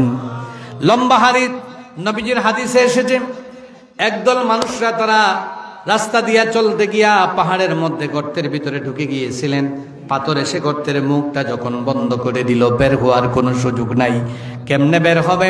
একজন আল্লাহর কাছে দোয়া করলেন, আয় আল্লাহ, চানা আমার বাড়িতে আমার বৃদ্ধা মা বাপ ছিল, ও মালিক আমি কি করেছি, আমার ওই মা বাপকে প্রতিদিন আমি বাজার থেকে যেতাম, সেখানে যাওয়ার পরে যতক্ষণ পর্যন্ত আমার মা বাপকে আমি খাবার না দিছি ততক্ষণ আমি আমার সন্তানদেরকে খাবার দিতাম না। একদিন রাতের বেলা গিয়ে দেখি না ইবাইনে আমার মা বাপ ঘুমিয়ে গেছে, সন্তানগুলি ছেলে মেয়েগুলি কান্নাকাটি করতেছে। আমি আমার মা বাপকে জাগাইলাম না, মনে হলো কষ্ট হবে, ঘুমের মধ্যে ঘুমিয়ে আছে। আমি তাদের ঘুমের মধ্যে তাদের কাছে দাঁড়িয়ে থাকলাম, যতক্ষণ না তারা ঘুমেছিলেন আমি দাঁড়িয়েছিলাম। আমার মা বাপ যখন ঘুম থেকে উঠেছে আল্লাহ, তখন আমি তাদেরকে প্রথম খাওয়াইছি, তারপরে আমার সন্তানদেরকে খাওয়াইছি। আয় আল্লাহ চানা আল্লাহুম্মা ইন কুনতু ফাআলতু যালিকা ইবতিগা ওয়াজহিকা ফাফররিজ আন্না। আল্লাহ তোমার সন্তুষ্টির জন্য যদি আমি আমার মা বাবার জন্য এই খেদমতটা করে থাকি, আল্লাহ আমাদের ওই গাতের মুখের পাথরটা তুমি সরাইয়া দাও। দোয়া করতে দেরি হয়েছে, হাদিসে এসেছে আল্লাহর কুদরতে অটোমেটিক পাথরটা অনেকগুলি সরে গেল। ও আমার ভাইরা, আমার চাচা যান, নবীজি বলেছেন কেউ যদি তার মা বাবার খেদমত করে জীবনে কখনো সে বিপদ আপদে পড়বে না। সুবহানাল্লাহ। তারপরে শোনেন তিন নাম্বার লাভের কথা বলি। জান্নাতে যদি যেতে চান, জান্নাতে আমরা যাইতে চাই কি চাই না? জান্নাত যদি দুনিয়ায় থাকতে জান্নাতের মালিক হয়ে যেতে চান, ও আমার ভাইরা, দুনিয়ায় থাকা অবস্থায় যদি জান্নাতের মালিক হয়ে যেতে চান, নবীজি বলেছেন তাহলে শোনো, জান্নাত পেতে চাইলে তোমরা কি করো? তোমরা তোমাদের মা বাবার খিদমত করো। আল্লাহর নবীর হাদিস এসেছে, হযরতে আয়েশা বলেন নবীজি বলেছেন, দাখালতুল জান্নাতা ফাসামি'তু কিরাআতান ফাকুলতু মান হাদা ফাকিলা হারিসাত ইবনে নু'মান। নবীজি বললেন আমি যখন মেরাজের রাতে আমাকে জান্নাতে নিয়ে যাওয়া হলো, জান্নাতের মধ্যে যখন নিয়ে যাওয়া হলো, জান্নাতে আমি ঢুকলাম। শুনেন, কান পেতে শুনেন, নবীজি বলছেন জান্নাতে আমি মেরাজের রাতে জান্নাতে যখন ঢুকলাম, জান্নাত ঢুকিয়া আমি শুনি খুব সুন্দর একটা কোরআনের তিলাওয়াত শোনা যায়, কিন্তু এই আওয়াজটা সুরটা আমার কাছে পরিচিত মনে হলো। জান্নাতে কোরআনের তিলাওয়াত শোনা যায়। নবীজি বললেন, আমি জিবরিল আমিনকে জিজ্ঞাসা করলাম, ও জিবরিল মান হাদা, কার কোরআনের কণ্ঠ শোনা যায়, তিলাওয়াতের কণ্ঠ শোনা যায়? জিবরিল আমিন বলেন, নবীজি আপনার সাহাবী হারিসা ইবনে নু'মানের তিলাওয়াত শোনা যায়। নবীজি বললেন, হারিসা ইবনে নু'মান মদিনায় বসে বসে তিলাওয়াত করে, তার তিলাওয়াতের আওয়াজ আল্লাহ জান্নাত পর্যন্ত পৌঁছায়া দেয়। তার কারণটা কি? আল্লাহর নবী বলেন, কাযালিকাল বিররা ওয়া কানা আবাররুন নাস বিউম্মিহি। আমার হারিসা ইবনে নু'মান আমার সাহাবীদের মধ্য থেকে সবচাইতে বেশি মা বাবার খেদমত করে। আমার হারিসা ইবনে নু'মান মা বাবার খেদমতের জন্য চ্যাম্পিয়ন, সবার চাইতে বেশি করে। আর মা বাবার খেদমতের পুরস্কার এর চাইতে আর কি হতে পারে? দুনিয়ায় থাকা অবস্থায় আল্লাহ রাব্বুল আলামিন তাকে জান্নাতি বানায়া দিলেন। অন্য হাদিসের বর্ণনা এসেছে, আল্লাহর নবী বলেন, কেউ যদি মা বাবার খিদমত ভালো করে করে ফাআনতা হাজ্জুন ওয়া মুআতামিরুন ওয়া মুজাহিদুন, আল্লাহর নবী বলেন মা বাবার খিদমত যারা করবেন, ওই খিদমত করনেওয়ালা ছেলে মেয়ের জন্য আল্লাহ রাব্বুল আলামিন উমরার সওয়াব দিবেন, হজের সওয়াব আল্লাহ লিখে দেন। সুবহানাল্লাহ। হজের সওয়াব আল্লাহ লিখে দেন, উমরার সওয়াব আল্লাহ রাব্বুল আলামিন দান করেন। সর্বশেষ হলো মা বাবার খিদমত যারা করবেন, আল্লাহ তাদের জন্য দুইটা পুরস্কারের কথা বলেছেন। নবীজি বলেন আল্লাহ দুইটা পুরস্কার দিবেন। আওয়াজ করে বলেন না ভাই, কয়টা পুরস্কার? এক নাম্বার, তার হায়াত বেড়ে যাবে। দুই নাম্বার, আল্লাহ তার রিজিক বাড়াইয়া দিবেন। সুবহানাল্লাহ পড়েন। হায়াত বেড়ে যাবে, রিজিক বেড়ে যাবে। আল্লাহ নবী বলেন, মান সাররাহু আইয়ামুদ্দা লাহু ফি উমরিহি ওয়া ইউযাদু ফি রিজকিহি ফালইয়াবাররা ওয়ালিদাইহি। কেউ যদি চায় তার হায়াত বাড়ুক, কেউ যদি চায় তার ধন বেড়ে যাক, তার রিজিক বেড়ে যাক, সে যেন তার মা বাবার সাথে ভালো আচরণ করে। মা বাবার সাথে ভালো আচরণ করবেন।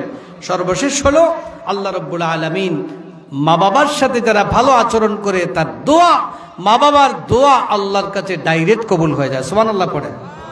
মা বাবার দোয়া আল্লাহর কাছে ডাইরেক্ট কবুল হয়ে যায়। একজন মা বাপ যদি আপনার জন্য দোয়া করেন, মা বাপ যদি আপনার জন্য দোয়া করেন, কেমন লাভ হয় ওই কথা বলে আমার কথা শেষ করছি, শুনেন। মা বাবার দোয়া কত প্রয়োজন। এই দুনিয়ার পীর সাহেবের দোয়া আল্লাহর কাছে কবুল হতে পারে, নাও পারে।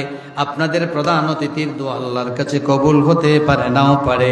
কিন্তু মা বাবার দোয়া সন্তানের জন্য কখনো বৃথা যায় না। মা বাবার দোয়া আল্লাহর কাছে কবুল হয়ে যায়।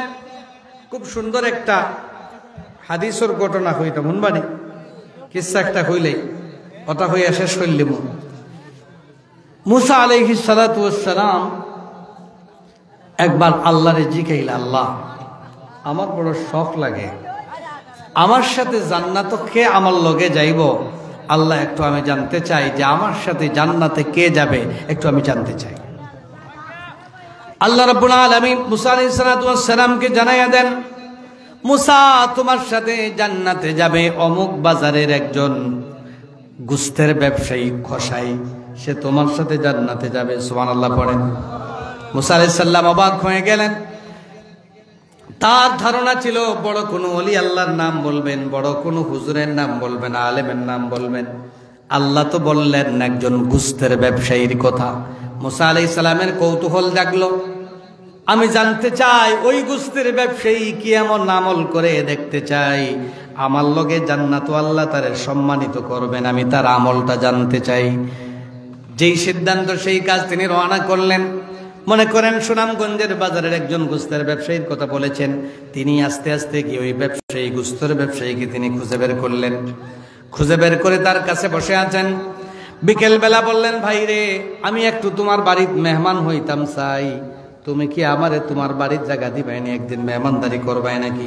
বলে জি আছে, কোনো অসুবিধা নাই, ঠিক আছে তাহলে বসেন, বিকেলে আমার সাথে বাড়িতে যাবেন। বসে আছেন তিনি বললেন, আমি দেখলাম সারাদিন গোস্ত বিক্রি করে সামান্য এক টুকরা কলিজা, গোস্তের কলিজা, ছোট্ট কলিজার টুকরাটা সুন্দর করে ব্যাগের মধ্যে ভরলো। বলল, মুসা রে, আও আমার সাথে, আও আমার বাড়িতে যাবা। তিনি রওনা দিয়েছেন। মুসা আলাইহিস সালাম তখনও তার পরিচয় দেন নাই, সাথে সাথে রওনা করেছেন, বাড়িতে চলে গেলেন। মুসা আলাইহিস সালাম বললেন, আমি দেখলাম প্রথমে ওই ব্যক্তিটা বাড়ি গেল, যাওয়ার পরে কানা মুআল্লাকান ফিস সাকফি ওয়া আখরাজা মিনহু আজুজান ওয়া গাসালাহা। আমি দেখলাম তার বাড়িতে এরকম ইয়ে দিয়া, আগে আমরা দেখতাম সুতলি দিয়ে একটা ইয়ে বানায়, এটাকে কি বলে আপনারা? সিকা। গুড। একটা সিকা বানানো, আর ওই সিকার মধ্যে লটকানো একজন আজুজা, একজন বৃদ্ধা মহিলা ওনাকে লটকানো ছিল। আস্তে করে সে ওখান থেকে আগে নামাইল, ওয়াগাসালাহা, নামাইয়া আগে ভালো করে সুন্দর করে তারে গোসল টোসল করাইয়া, এটা তার প্রথম কাজ, গোসল করাইলো। তারপরে কি করলো? ওয়া আলবাসা, গোসল করানোর পরে আবদালা মালাবিসাহা ওয়া আতআমাহা বিয়াদিহি, সুন্দর করে নিজের হাতে কাপড় টাপড় ধোয়া তেল দিয়া তারপরে নিজ হাতে কি করতেছে? ওই গোস্তটা রান্না করে নিজ হাতে খাওয়াইতেছে। হযরত মুসা বললেন, আমি দেখলাম ওই বৃদ্ধা মহিলা যখন ওই ছেলেটা ওই বৃদ্ধা মহিলাকে আদর করে কোণে গোসল দেওয়ায়া কাপড় বদলাইয়া দিল, মুখের মধ্যে যখন খাবার তুলে দিচ্ছে, ওই বৃদ্ধ মহিলা ভাঙ্গা ভাঙ্গা কণ্ঠে কি যেন বলতেছে, তার জন্য কি যেন দোয়া করতেছে, তিনি ভাষা বুঝতে পারেন নাই।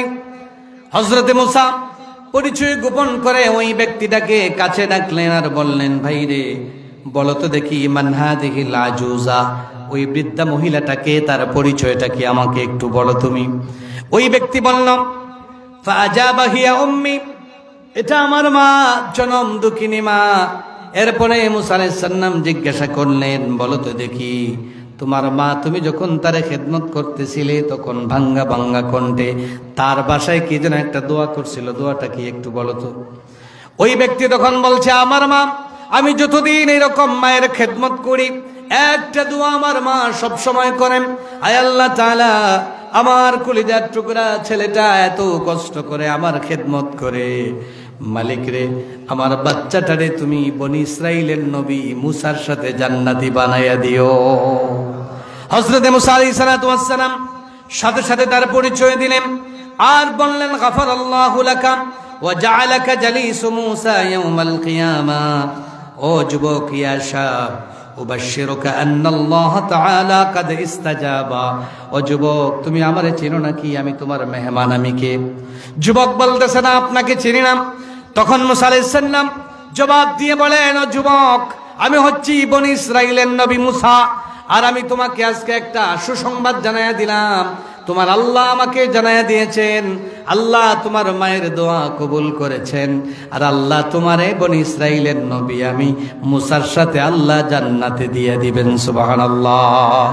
ও আমার ভাইরা, আমার বন্ধুগণ, যান বাড়িতে যাবেন, যা দিয়ে পারেন মায়ের পায়ের কাছে বসে যাবেন, মাকে পায়ে তেল দিয়ে মালিশ করবেন, মায়ের পায়ে হাত দিয়ে দিয়ে চুমা দিবেন। মাকে যত বেশি জড়ায়া ধরতে পারেন, জড়ায়া ধরে যদি মায়ের জবান থেকে দোয়াটা নিতে পারেন, আপনার জন্য আপনার মা যা দোয়া করবে রকেট মিস হতে পারে, আপনার মায়ের দোয়া মিস হতে পারে না। আপনার বাবার দোয়া আপনার জন্য কখনো রিটার্ন হতে পারে না। সালাসু দাওয়াতিন মুস্তাজাবা লা শাক্কা ফি, তিনটা দোয়া আল্লাহর কাছে কবুল হয়, তার মধ্য থেকে দাওয়াতুল ওয়ালিদি আলা ওয়ালাদিহি, মা বাপ যদি কোনো সন্তানের লাগি দোয়া করে, ছেলে মেয়ের জন্য দোয়া করে, ওই দোয়া কখনো রিটার্ন হয় না। ওই দোয়া আল্লাহর কাছে অবশ্যই কবুল হয়ে যায়, অবশ্যই কবুল হয়ে যায়। এমনও প্রমাণ আছে, ছেলে চোখে দেখে না, অন্ধ, ছেলের চোখটা ভালো হয় না, মা দোয়া করেছেন, আল্লাহ তার কুদরত থেকে ছেলের চোখটা পর্যন্ত ভালো করে দিয়েছেন। তাহলে আজকে থেকে আমরা আমাদের মা বাবার জন্য খেদমত করতে পারবো তো ইনশাআল্লাহ? তাদের দোয়াটা নিতে পারবো তো ইনশাআল্লাহ? মা বাবার দোয়া নেবেন, মা বাবার খিদমত করবেন। যে মা বাবার খিদমত করবে না, লা ইয়ানজুরুল্লাহু ইলাইহিম ইয়াউমাল কিয়ামা, ওই নাফরমান ছেলের জন্য মেয়ের দিকে কিয়ামতের দিন আল্লাহ তার রহমতের নজর দিয়ে তাকাবেন না। নাউযুবিল্লাহি মিন যালিক। এবং কিয়ামতের দিন আল্লাহ রাব্বুল আলামিন তাকে ক্ষমা করবেন না। রাসূলুল্লাহ সাল্লাল্লাহু আলাইহি ওয়াসাল্লাম এদেরকে লানত করেছেন, এবং আল্লাহ রাসূল বলেছেন, লা ইয়াদখুলুল জান্নাতা আকুল ওয়ালিদাইন, মা বাবার নাফরমান সন্তান কখনো জান্নাতে প্রবেশ করতে পারবে না, সে অবশ্যই জাহান্নামে যাবে। এটা কবিরা গুনাহ, এবং দুনিয়ায় থাকতে লাঞ্ছনার শিকার হতে হবে। বলেন কি হতে হবে? লাঞ্ছনার শিকার হতে হবে। 1 মিনিটে একটা ঘটনা বলবো, যদি অনুমতি দেন বলবো। মা বাবার উল্টা গিয়া দুনিয়াতে লাঞ্ছনা কাকে বলে, কত লাঞ্ছিত হতে হয়, তার একটা ঘটনা বনী ইসরাইলের। আমি বুখারীর বর্ণনা থেকে হাদিস বর্ণনা করছি, বুখারী মুসলিম এই হাদিসটা এসেছে। বনী ইসরাইলের বড় একজন আবিদ আসলা, খুব আল্লাহওয়ালা, একেবারে আল্লাহর ওলি। দিন রাত তার একটাও কাজ, খালি আল্লাহ আল্লাহ। কিতা করতা? আল্লাহ আল্লাহ করতা। ও জঙ্গল গিয়া, পাহাড়ও গিয়া বাড়ি বানাইছেন, বানাই এখনো গিয়া খালি আল্লাহ আল্লাহ করতা। নাম ছিল সাহিবু জুরাইজ, তার নাম ছিল জুরাইজ। তাই আল্লাহ আল্লাহ করতা, খুব বেশি আল্লাহ আল্লাহ করেন। আমার মাত বুঝরা নেই, তা বুঝেননি, খুব বেশি আল্লাহ আল্লাহ করতেছে। একদিন জুরাইজের আম্মা তার খুঁজে গেছে। তিনি তো একেবারে দিন রাত শুধু নফল নামাজ, তেলাওয়াত, তাসবিহ, তালিম ব্যস্ত। মা পিছন থেকে গিয়া জুরাইজকে ডাকলেন, ওয়া হুয়া ইউসাল্লি ফাকালাত ইয়া জুরাইজ, ফাকালা ইয়া রব উম্মি ওয়া সালাতি। তাই নামাজও গিয়া মা পিছন থেকে ডাকতেছেন, ইয়া জুরাইজ, ইয়া জুরাইজ, ও জুরাইজ। নামাজের মধ্যে তিনি বলতেছেন, ইয়া রব্বি উম্মি ওয়া সালাতি, আল্লাহ একদিকে আমার নামাজ আর একদিকে আমার মায় ডাকলা, আমি কি করব? তিনি ইস্তেহাদ করে ফাআকবালা আলা সালাতিহি, নামাজে গুরুত্ব দিলা, মার ডাকে গুরুত্ব দেন নাই। ওই দিন মা গুসা করে চলে গেলেন। দ্বিতীয় দিন আবার তার মা আসলেন, জুরাইজকে ডাকলেন, এ জুরাইজ। আবার এসে দেখেন নামাজে, কিন্তু জবাব দেন নাই। মা বিপদে পড়ে ডাকতেছেন কষ্ট পেয়ে, কিন্তু জুরাইজ বললেন আবার, ইয়া রব্বি উম্মি ওয়া সালাতি, আল্লাহ একদিকে আমার নামাজ আর একদিকে আমার মা। তিনি নামাজটাকে গুরুত্ব দিলেন, মাকে গুরুত্ব দিলেন না, ভালো করে বুঝবেন। 3 নাম্বার দিন আবার মা আসলেন বিপদে পড়ে, দরকারে এসে দেখেন আবার নামাজ পড়ে, আবার ডাক দিলেন, কিন্তু জুরাইজ পড়ল না, না আল্লাহ আমার নামাজ আর আমার মা। তিনি নামাজকে গুরুত্ব দিলেন, মায়ের কথায় গুরুত্ব দিলেন না। 3 নাম্বার দিন মা এরকম বিরক্ত হয়ে একটা বদদুয়া করলেন, আল্লাহ আমার ছেলেটা 3 দিন আসলাম, নামাজকে গুরুত্ব দিল, আমার ডাকে সাড়া দেয় নাই। আয় আল্লাহ তাআলা, জেনাকুর মহিলার চেহারা না দেখাইয়া তারে তুমি মৃত্যু দিও না, এরকম একটা বদদুয়া করে ফেললেন, নাউজুবিল্লাহ। তিনি ভালো করে ইবাদত করতেছেন, লোকজন জানে বড় আল্লাহরে কলি। দেখেন মায়ের বদদুয়াটা কেমন কার্যকর হয়ে গেল। অল্প কিছুক্ষণ পরে, কিছুদিন পরে ওই এলাকার মানুষ দুশ্মনী করলো, কইল ওই ফিরাকি ছাড়াইতে হবে। একজন বেশ্যা মহিলারে তারা বাড়া করলো, বলল তুমি যাও, খুব সুন্দরী মহিলা, তুমি জুরাইজের সামনে গিয়ে হাঁটাহাঁটি করো, প্রেম নিবেদন করো, যাতে তোমার সাথে সে জেনা করে। ওই মহিলা জুরাইজের কাছে আসলেন, আসার পরে জুরাইজকে বারবার প্রেমের প্রস্তাব দেন, জুরাইজ তার প্রেমের প্রস্তাবে সাড়া দেন না। তখন ওই মহিলাটা আস্তে করে ওখান থেকে দূরে চলে গেল। একটা ছাগলের রাখাল ওখানে ছিল, ছাগলের রাখালের সাথে জেনা করলো। অল্প কিছুদিন পরে ওই মহিলাটার পেটে বাচ্চা চলে আসলো, চিল্লাচিল্লি শুরু হলো।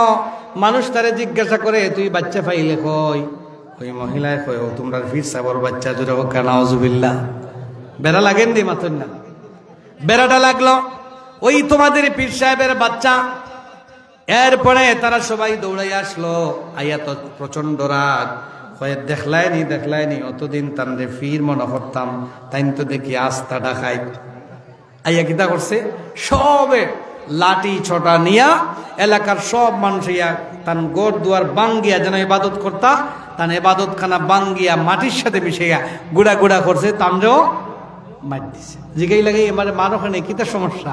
তারা কয়, ওই যে তুমি জেনা করছো, এর বাচ্চা হয়েছে তোমার, তাই না? বাচ্চাটারে নিয়ে আসো, ওই যে ছোট বাচ্চা হয়েছে, বাচ্চাটারে নিয়ে আসো। তিনি সালাতে দাঁড়িয়ে গেলেন, আনার পরে ওই বাচ্চাটার পেটের মধ্যে হাত দিয়ে বলেন, বলো তো মান আবুকা, তোমার বাপকে একটু বলো তো দেখি। ছোট বাচ্চা কেবলমাত্র জন্ম নিয়েছে, ওই বাচ্চাটা জবাব দেয়, আমার বাপ তিনি নয়, ওই ছাগলের রাখাল আমার বাপ। সুবহানাল্লাহ পড়ে। কিন্তু ঘটনা যেটা ঘটার ওই গেছে না, একটা উল্টা পাল্টা। ঘর দুয়ার ভেঙ্গে পরিষ্কার। এবার লোকজন সরি বলে বলল, জুরাইজ রে, তুমি এখন আমাদের প্রতি রাগ করো না, আমাদেরকে মাফ করে দাও। তুমি যদি বলো সোনা দিয়ে তোমার ঘর বানায় দিব। তিনি বললেন, আমার ঘর বানানোর দরকার নাই, আগের মতো একটা ভাঙ্গা ঘর আমারে বানায়া দাও। ও আমার ভাইয়েরা, জুরাইজ দুনিয়ায় থাকা অবস্থায় কেমন লাঞ্ছিত হলেন, মায়ের বদদুয়া থাকার কারণে। আল্লাহ রাব্বুল আলামিন ওই যে মা বলছিলেন, একটা বেশ্যাকুর মহিলা দিয়া বেইজ্জত করাইয়া দিও, আল্লাহ করাইছে কি করার নাই? এই জন্য খবরদার, নামাজ পড়বেন, রোজা রাখবেন, হজ করবেন, কিন্তু মা বাপকে অখুশি করার সুযোগ নেই। মা বাপকে অখুশি করে খবরদার কোনো ভালো কাজে যাবেন না। আপনার কোনো ভালো কাজ আল্লাহর কাছে গ্রহণযোগ্য হবে না। অতএব আমি আপনাদের কাছে যে কথাটা বুঝাতে চাইলাম আমার আলোচনার ভিতরে, প্রথম আমরা ইবাদত করব, গোলাম হব কার? আওয়াজ করে বলেন না, কার? নামাজে যেমন আল্লাহর গোলাম হব, সমাজে গিয়ে শয়তানের গোলাম না, আল্লাহর গোলাম হব। আল্লাহর গোলাম হতে পারবো তো? কোরআনের পক্ষে যারা কথা বলবে, কোরআনের কথা, ইসলামের কথা, নবীর কথা, তাদের সাথে আমরা থাকতে পারবো তো ইনশাআল্লাহ? কথা বলেন, থাকতে পারবো? আর আমি প্রথমেই বলেছি, দাওয়াতি কাজ, মানুষের দুয়ারে দুয়ারে, মানুষের ঘরে ঘরে দাওয়াত নিয়ে যাবেন, ইসলামের কথা বলবেন, একটা ইসলামের কথা বলবেন। যদি একজন মানুষকে বুঝে নামাজি বানাতে পারেন, ওই মানুষটা যতদিন নামাজ পড়বে আল্লাহ রাব্বুল আলামিন আপনার নামায় আমলে নামাজের সওয়াব দিয়ে দিবেন। সুবহানাল্লাহ। মানুষকে বোঝায় কোরআনের দিকে নিয়ে আসেন। কোনো মানুষ যদি আপনার বোঝানোর কারণে ইসলামের পথে আসে, কোরআন পড়ে, যতদিন ওই মানুষটা কোরআন পড়বে আল্লাহ রাব্বুল আলামিন আপনাকে ততদিন কোরআন পড়ার সওয়াব দিয়ে দিবেন। সুবহানাল্লাহ। তাহলে আমরা যতদিন বাঁচবো ইসলামের সাথে থাকতে রাজি আছি তো ইনশাআল্লাহ? ইসলামের পক্ষে যারা থাকবে আমরা তাদের সাথে থাকবো ইনশাআল্লাহ। আল্লাহ রাব্বুল আলামিন আমাদের সবাইকে তৌফিক দান করুন, পড়ি আমিন। বন্ধুগণ, আমরা যারা আব্বা আম্মা নাই অথবা আব্বা আম্মা আছেন, তাদের জন্য, তাদের প্রতি আমাদের হক, আমাদের প্রতি তাদের হক আছে। এর মধ্যে একটা হক হলো আমরা তাদের জন্য আল্লাহর প্রতি